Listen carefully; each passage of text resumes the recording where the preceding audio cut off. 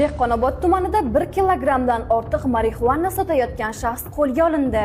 Dehqonobod tumani Ichki ishlar bo'limi qidiruv xizmati xodimlari tomonidan olib borilgan tezkor tadbirlar davomida mazkur tumanda yashovchi fuqaroning noqonuniy giyohvandlik vositalari savdosi bilan shug'ullanib kelayotganligi aniqlandi. Tadbir davomida fuqaroning katta miqdordagi giyohvandlik vositasini 25 million so'mga sotish maqsadida olib borayotgan vaqtida tuman hududida to'xtatilib ko'zdan kechirildi. Uning yonidan 71 dona gugurt qutisiga joylangan, rangsiz yelim paketlarga solingan, jami 1 kilogramm miqdordagi marixuana giyohvandlik vositasi borligi aniqlanib, tegishli tartibda ashyoviy dalillar bilan hujjatlashtirilib olindi. Eng qizig'i, gumonlanuvchi ushbu giyohvandlik vositasini o'zining tomorqasida yetishtirganini ma'lum qilgan. Mazkur shaxsga nisbatan qamoq ehtiyot chorasi qo'llanilib, hozirda tergov harakatlari davom etmoqda.